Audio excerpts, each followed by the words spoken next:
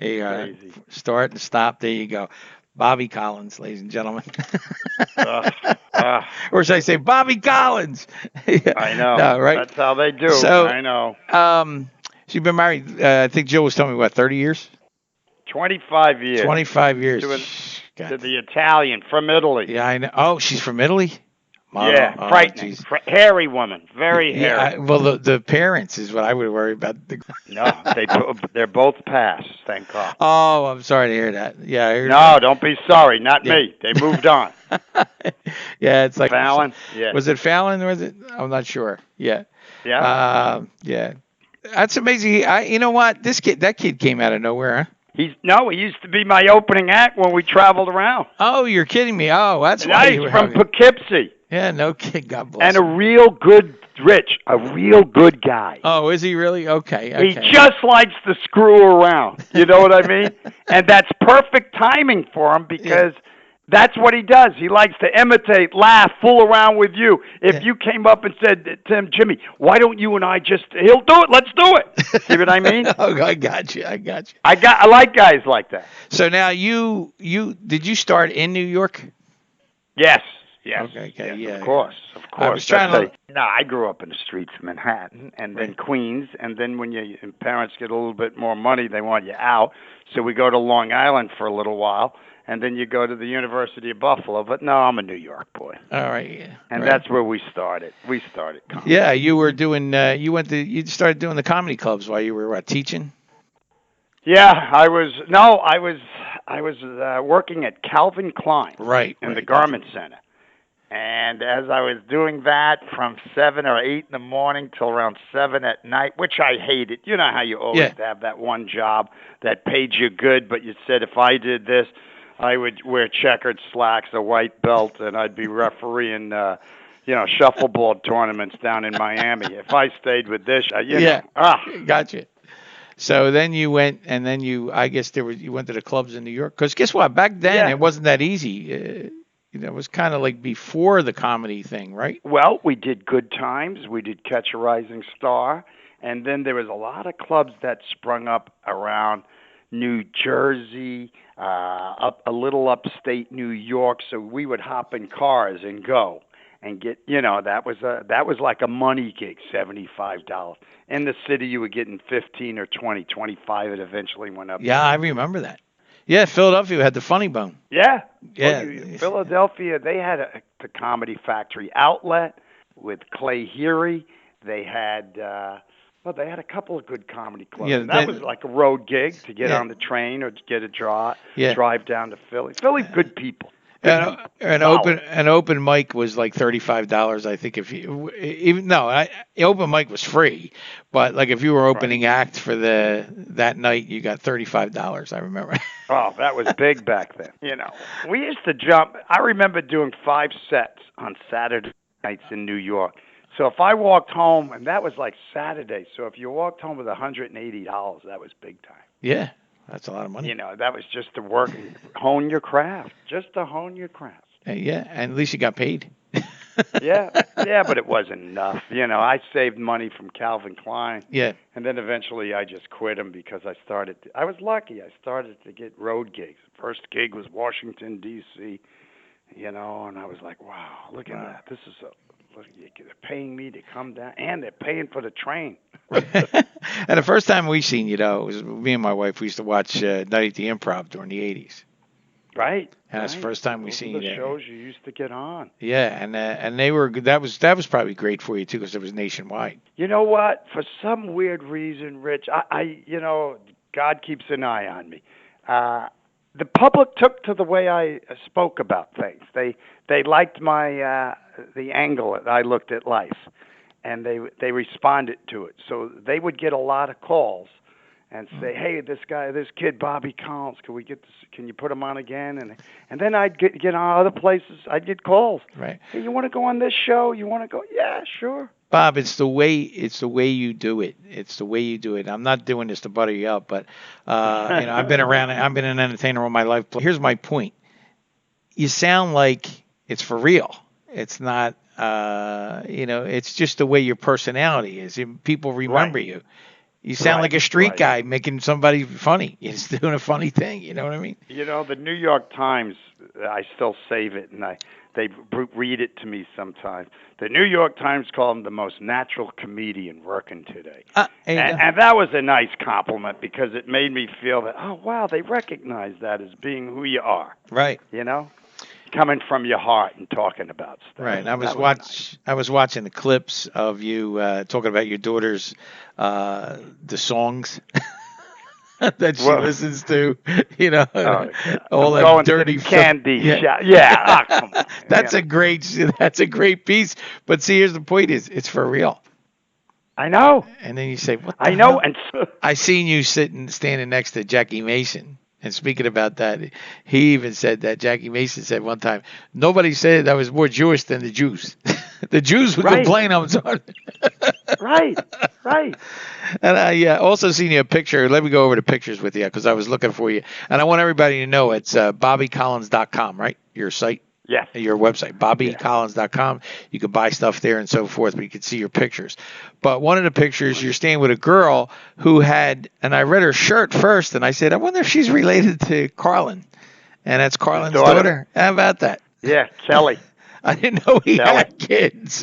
I know. And she's got a show running around and doing it about her father. Oh. That's a great point. Yeah, I forget the name of it, but it's called the Carlin. You know, all the love that she didn't get. Yeah, all the love that she didn't get, she's getting it. She's getting it back at him in her show, which is really cathartic for her, I guess. You know, you and I would go. He's dead. I knew George well. Yeah, who's that? Pat Cooper. Pat Cooper said he was a miserable. I'd get a call from. I live here in Santa Monica, so I would get a call from Hermosa Comedy and Magic Club, which is the club out in California. Right. And it's only a half hour from my house, and I work it maybe twice a year. Right. And when I'm working it, it sells out big, but they literally say Bobby Collins and Mr. New York is coming. They don't know I live a half an hour away. And they would call me up, and the owner would say, Bobby, George Collins doing some HBO, working on his, and he asked if we can get you to open for him. I go, of course. And I'd go down there, and I'd walk in that room, and he'd go, hey, Collins, what the hell, you piece of... And I'd go, look at you. You look like a little old man now. You're going to have a heart attack? And people would go running into the owner and say, I think they're fighting. And we would laugh how they'd look at it. You know, he was from the West Side. He was a Westie. Yeah. In New York, a Westie was a guy. Yeah, I know what you mean. You know. Mm-hmm. Yeah. You don't mess with Westies. Yeah. He was a character. No, he was a character. A friend of mine that I grew up with, who ended up a comedian, right around the corner from me, is Steve Schaefer. I don't know if you ever knew Steve. Oh, Steve's a good guy. Oh, yeah. Big eyes? Yeah, Stevie's actually, I grew up with Stevie. We actually used to write comedy at 8 or 9 years old for the South Philadelphia Boys Club. Is that right? Yeah. Steve's a good man. Yeah. You see him. I haven't seen him in a while. You say hi to Steve. In fact, because of him, we met Irera, because Irera is from Philly, too. I know. So we used to, being a New York guy, when we went to Boston and Philly, right. You know, you got to know those guys. And there was just a brotherhood. There was a kinship with them, you know. Right. And Boston and the Philly guys. Well, Boston was Dennis Leary and them guys, right? Right. Dennis Leary. Right. Bob Sweeney. Right. There was a bunch of good guys in Philly. Yeah. Well, sometimes they got to stay in the area because that's the only place where the jokes work. You know? Right. Now, listen. Do you ever get to Atlantic City? Yes. Yes, oh, yeah, I do. I like Atlantic City. I like the East Coast. I'm a big East Coast guy. I do 80% of my stuff is all up and down the East, from the Chicago all the way over. I know you're going to be in New Jersey, and I know you're going to be in Florida too. September. Yes. This month. Yes. Yeah. So we'll plug that because we have a nice size social media too, like on Facebook. We have a club too, and guess what? We go from Florida to California. Do you? Yeah, we have 10,000. Really? I have 10,000 members. With you ready for this? An affiliation of 500,000. that are connected. So what happens is when we put like this week, I'll put all your stuff on there, like your albums and all, and your whatchamacallit, and people want to know, man. They because we're entertainment news. It's not about the music. We also have Facebook and a Facebook group. Nice. So if you get a chance, you can go on there and see a little bit of stuff that's there. We have to take a station break. We'll be right back. And we are back. You know as well as I do, and you're on the radio. Yeah. We're sharing the planet with a lot of different types of people. We got to start thinning out the herd. I mean, the gene pool could use some chlorine. Or as we used to give the weather, sunny with a chance of morons sprinkled in with some stupidity with a light shower of dumb.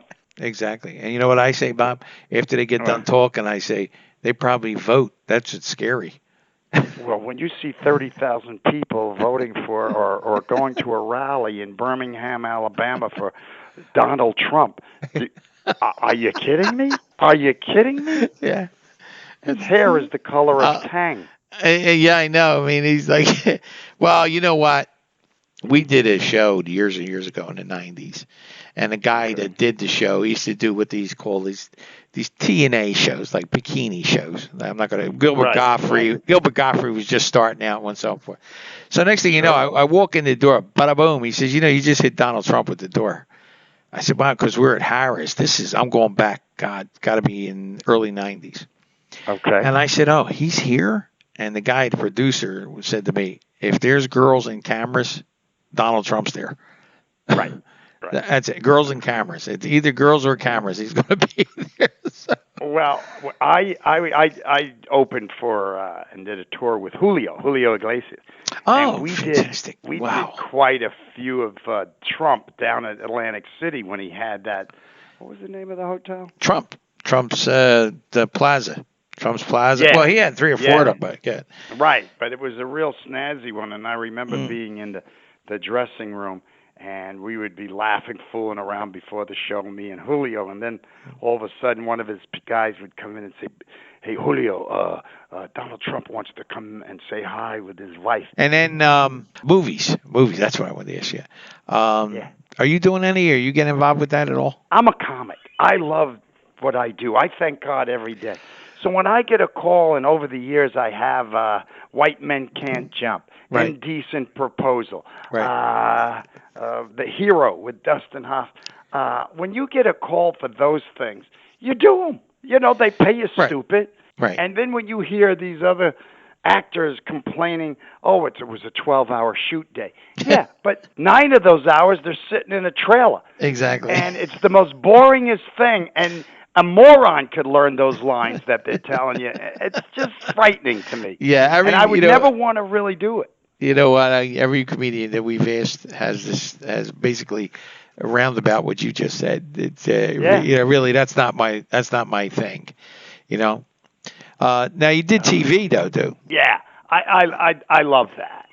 I love doing the stand-up on it. Remember, then they asked me, again, like we were talking about, to host VH1 Stand-Up Spotlight. Right. And that came from Rosie O'Donnell. She was hosting that. Right. And that was pretty special because Rosie and I knew each other for years. Right. And out of nowhere, I'm sitting at home, and she's on and all of a sudden he asked her, you're doing movies with, back then he says, you're doing movies with Madonna, you're doing this, you're that, what are you going to do with that show with the flashlights?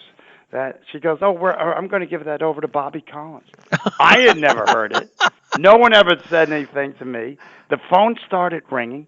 People calling me up, comics and other people go, Bobby, did you know Rosie O'Donnell? I said, no. And then a guy called me from VH1, said, I guess the cat's out of the bag. Yeah. I go, imagine my negotiating power. Yeah, I know. So I hosted that for 2 years. Wow. And that helped. And then again, you get jobs on doing a lot of different television. This is Hollywood. This is California. I've been criticized a lot, Rich. Right. And then we were talking about this the other night. People saying, Bobby, you should be hosting your own show. You should be doing this.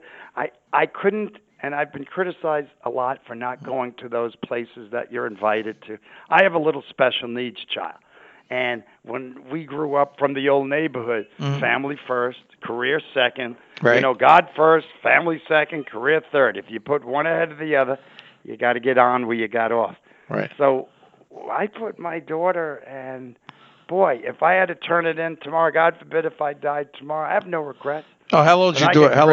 How old's your daughter? She's 21 now. They told her she'd never live till 10. Is that Madison? Madison, yes. Yeah. Okay. How many children do you have? I have two girls. Two girls. Oh my God. Well, God bless you with that. God bless you with that, because I know how difficult. And God bless your wife. I know. No, she's strong. She's tough. Well, and I tell you why, Bob. The reason why I can say that, Bobby, I had a brother who was emotionally disturbed, and he passed when he was in his 40s. But and not from well. You know, I lost my mother and father too. My mother and father were 95, 94. They died 7 months apart. Damn, you got good blood. I said my father died first. My mother wasn't going to put up with that, so she. Right. But coming after you, you bastard. But I understand what that's like in the house, because my mother and father could never go anywhere. I mean, it was very difficult back then. Back then, it was worse, man. You know, I'm talking about he was born in late 30s, early 40s. But God bless you. God bless your wife too. That's right. Go ahead. Here's something I noticed that we don't get invited like friends out here. These are superficial. It's not like absolutely, yeah. You don't get invited to people because they know you're going to bring your daughter. Because I won't go out without her. No, and I don't blame you. Weird? No, don't you dare. And I'm so glad that you put her on your pictures. Oh yeah, of course. Very good, very good kid. That's my heart. Is that true though? Is that true that they want to invite you? Oh yeah. And here's another thing we've noticed, and I always talk about it when I do a TV show of something that they want to talk. In New York, I could walk my daughter around, those streets in her wheelchair, and people are opening doors. People, let me help you with. People jump out. People do. California, they just stare. They didn't teach their children about special kids. They just stare. They don't help even the adults, the kids.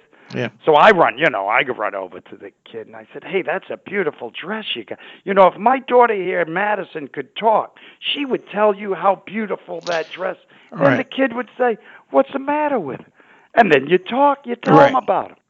Their parents are almost freaked out. Yeah, I know. Like in the city, like my brother Frankie, this happened when he was 13 or 14. Actually, they found out later when he passed away that it was a tumor that they never knew.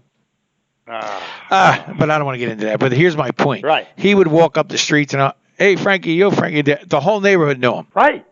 And that's the way it went. And then because nobody would go near him because you had somebody watching him. And back in the neighborhoods, if you had a kid that was like that, the neighbors knew. They approached him. They gave him sodas, candy, whatever it may have been, and then they helped them home or whatever it may have been. Always protected those kids. You know what I think too? It's a time of the season too, man. It's different people today too. Well, it's sad because we were brought up right. Yeah. And the fact that these kids, I still get a kick out of it that the average 2-year-old can unlock an iPhone and go to the apps they play with. When you and I were 2, I got my tongue caught on an ice tray. Ma, ma, ma. We played 3 hours with a stick. Thank you. The same stick. There you go. Yeah, I don't get it. But guess what? We were better off for it. Look at us. We did fine. Yeah. Well, you know what? We were raised by the greatest generation too. I think you're right. Yeah. Them people are done. Them people are done. And that's what I'm having problems now with my oldest. She graduated college. Oh my God! God! I gotta tell you, there's an entitlement that you read about or you hear about, and it's there. And I go, "Honey," and I try to tell it. She goes, "Oh, we're going to hear your father's stories." I go, "Oh my God!" I go, my father would go like this. "All right, you've been home 2 weeks after you graduated. So starting next week, you got to chip in $50 a week." I go, "I'm not even working." He goes, "Now you get the point. Go find a job." Bob, I still got him home. They're in their 30s. I still got him in my house. Oh, don't get me started. Don't get me started. You'll have another half-hour routine. I know. There it is. But let me talk about this though real fast too. Sure. About the French fry. Don't You whine. remembered that. Let me tell. I Smooth on that. remember a lot of your skit. It's funny how you stood out. Like there's certain guys who stood out. You know what I mean? Bob Nelson. You know, Right, Bob. but I don't even know where the hell he's at anymore. I haven't seen him. He did that movie and went into oblivion. Right, Remember, he did the right, brain donors. right, I never right. seen him I again. never saw it. But there's certain guys who stood out, and I think of that, and you were one of them. You know, not Dice Clay was one who stood out. You know what I mean? Right, You know, Sam Kinison. You guys were right. all the true funny guys, because you got to remember, 90% is up there is just giving it a shot. This past Saturday, Labor Day weekend, Right. last Saturday, I don't remember. So Right. I had nothing to do. I've been home. I just finished 4 theaters in 10 days back east. All of a sudden, I come home, and I was working on this one bit, and my wife says, you need to go. And there's people over the house. It's Saturday night. I go, yeah, let me go run this down. And I go down to the Hermosa Club, and Arsenio Hall brings me up. Ladies and gentlemen, this guy, and it made me feel good. Yeah. And I got on the stage, and I worked the bit. But we were sitting there. You could sit and watch a comic, and you Right. know this. You could sit and watch a comic, and you go, no. But he's funny. The audience won't last. It's not coming from the natural area, you know? Right. It's not coming. You know, your vulnerability in comedy is your strength. Right. And if you can't see that with somebody when they're getting up and talking about it from where they come from, they don't got it. In the East, you're not funny. They'll take it off the stage. There you go. There you go. You know. That's the difference. I was in Atlantic City. In fact, we went to go see Stevie. Stevie was in Atlantic City. It was a place called the Comedy Stop inside the Tropicana, which they're all closed now. But the first comedian, you know, you're looking at your watch. Right, right. I don't want to say. I didn't even remember what his name was. But it sounded like he Right. was horrible. You're over there. He was horrible. Oh my God! And then he looks like he's taking up the whole night. And guess what? Right. You know what you do? I'm pretty sure you know this as a comedian. You get somebody in front of you, he'll kill your audience. I know. That's why what I do, I did 35 theaters last year. I go around with a guy named Chris Roach. Right. He's just funny. He's naturally funny. Crazy, but funny. And I love that. And one thing I tell you, I could turn on a TV show tonight, and I could watch, flip around, and they have comedy shows. They'll have a guy doing a one-night stand. And I look at my wife, and she's lying up or reading near me. I go, honey, watch this guy. And she got it. She knows. And she goes, not funny. I go, but look at the audience. They're cracking up. She goes, not funny. Yeah. Yeah, and then she'll go right back to reading. And she's right. You know, she can see it. But it's funny, though. You do hear that. You'll hear the laughter, and you say, what are these people laughing at? I don't know if it's because it's usually because somebody's holding a sign up and saying, well, it is. It's all juice stuff. I got you. And then I seen you standing next to Drew Carey. What the hell happened to him? He lost half his body. I know. Drew's always been fighting his weight. He's a good guy. He's a Cleveland. Yeah. Oh no, he does. To show you how crazy this guy is, the neighborhood he was brought up, he'd hate me to tell. He bought a house and he made it into a huge mountain. You know, I mean, like a mansion, and he put turrets on. You know, like you're like kidding towers. me. Yeah, and I'm going, Drew. You made it out. You can go to the other neighborhoods now, the rich neighborhoods. No, I kind of like it here, Bobby. You know, it's really nice. No, he sound. Everybody. He sound like a down to earth guy. Oh, he is. He's. You know, there's a few out there that you know you could pick them out. You could pick them out. Yeah, I seen him on a show one time. It was real quick. They were talking about Rodney Dangerfield, his influence with the. You remember he had the and Dangerfield. He actually, Drew, started to actually cry like a baby speaking about Rodney Dangerfield. And I thought I was touched by that, with that he felt that strongly that this guy helped him out. You know, we have to take a station break. And we are back. I was lucky in the sense, Rich, I'd be in clubs and all of a sudden a guy will hand me his card and he said, here, give us a call. And I remember being Catch a Rising Star at 77th Street and First Ave. Right. And the guy handed me his card, and I said, okay. He goes, have your manager, have your people call me. I go, I'm in my head, I'm going, I'm my people, you know? You didn't know to have your people. What is that Your bullshit? people, yeah, people. So next thing you know, I look down and it's Cher's manager. Next thing you know, I'm performing and opening on tour with Cher. Oh yeah, I seen that. That was Yeah. fantastic. Oh my And God. and then I opened for Dolly Parton, and then I opened for Julio and Sinatra, and Oh you wow. just start going. You were lucky. See what I'm saying? We were talked about. You're lucky. How You was it started that to get. like? How was Dolly Parton? She was really good to me, but I'm from New York, so Hmm. they asked me the first job I got, they said she was opening. They said, "Would you open in Atlantic City at Caesar's Palace? Were they going to pay you X amount?" I go, "Oh, sure, I'll do that. That's nice money." Yeah. You know, Uh, poor kid from New York. I did it, and that night she only had 2 nights, Friday and Saturday, in Atlantic right. City. She was nervous as hell, and I couldn't understand why. You play all these places, but it was Atlantic City. Mm. Just like Julio got all nervous when we played Madison Square Garden. Bobby, these are your people. I go, no, they're New Yorkers. They'll love you. Yeah. And Dolly was very uptight. And then I got a call from my agent, and he said, "Hey, listen, I want you to go on a tour with them, like just 8 weeks." And Wow. I passed, with her. How about Cher? Bullshit. How about Cher? She was great. Class. And Class. personally, did you ever have like a moment with her where she, I guess, 5 or 6 minutes with her where you could talk to her? Or was Oh, she down she there? was good. Like she'd bang on my hotel door. She'd go like this, Oh, Bobby, get dressed. She was little. Most people think she's so tall. yeah, I Those know. wig people.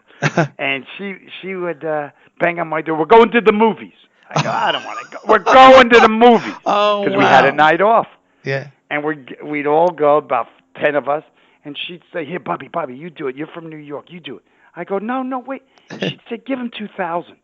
I'd go Oh like my. this, 2,000. It's raining out. We're in Halifax, Canada. I go, this guy would take 150. Just give him the 2,000, and Two no one else will thousand. come in the theater. Yeah, Oh, shit like that. So they would you keep it private. It would just be us. Yeah, I got you. Yeah. Yeah, especially with Cher, right? yeah. She was good like that. Yeah. They And were then all good. you opened up for Frank Sinatra. You always take the best and leave the rest. Right. So you learn something from each one. I remember Julio. Julio looked at me one time, and my sound. He goes, Bubby, come here. And I went into and he got on me. He goes, Bobby, these people work so hard to come and pay $78, $49, and 100 and Mm. some for a ticket. He goes, they pay my mortgage and your mortgage. He goes, Bobby, you make sure the sound is perfect. Mine was crackling. I didn't get. Oh And he wow. said, take the extra time. And I'll never forget that. And I always do. I go, can I just hear your sound before I go on? Oh, On the absolutely. theater. Yes. Taught me. Yeah. Well, it's the same thing with my show. The station we're on Yeah. it's an oldie station. We're like I said, Okay. we're not really Nice. about the music, but we brought stars on the station that they used to have their local guys. Yeah. Right. But and then what I said was I said I don't want this to be a comical show, meaning not comical funny, comical stupid. I Right. wanted to always Yeah. have somebody good. I wanted guys like Bobby Collins and Rick Springfield and Don Rivera and Dane. And who was a kick for me was Dina Martin. Really? She had stories. Not that she's like your aunt. Yeah. Have you met her? Yes. Yeah, Yes. she's Quickly. so down to earth. It ain't funny. You know what I mean? Well, she liked me. Oh, did she really? I was always fooling around, laughing. Yeah. Well, you're I the mean, comedian, right? Picture the first night I get a call. I'm in Salt Lake City, Right. and they say to me, I was somewhere, and they said, we need you to fly to Salt Lake City. Somebody got hurt. I guess Sinatra's opening act is sick. And they said, can you got a flight? Get over there. And I said, sure. And I went to Salt Lake City like within 2 hours. I get Wow. there. I'm up there. I'm just open forum. I said, wow, this is something else, you know. And next thing you know, huge stadium, Salt Lake City Civic Center, Right. massive. Wow. And then after I got off, people really liked me and they applauded. I'm changing to go to the local comedy club. Right. and Jillian, his guy, would come walking in my dressing room. I go, yeah. He goes, the boss really liked you. He wants you to come on the jet. We're going to go have dinner in Chicago. Oh And I my said, God. I'll fly over there tomorrow, and because I'm going to stop off. He goes, maybe you didn't hear me. He goes, boss. I go, no problem. I'm there. Let's do it. Wow. And then we get to Chicago at 1:00 in the morning. We go to the pump room, and there's Rickles visiting him, and 20 people, and the God. restaurant's closed, and he's tipping the guys that are there more than I got paid for opening them that night. And I was my like, God. damn. You should have waited. Isn't that, yes.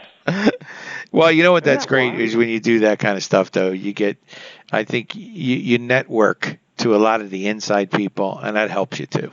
You know what I mean? You just get to know a lot of people too. You just and not that I ever got jobs from any of those things, but it makes you feel that you have this something about you that Yes. just the cream rises to the top, the got other the stuff floats for a while, then Right. it sinks.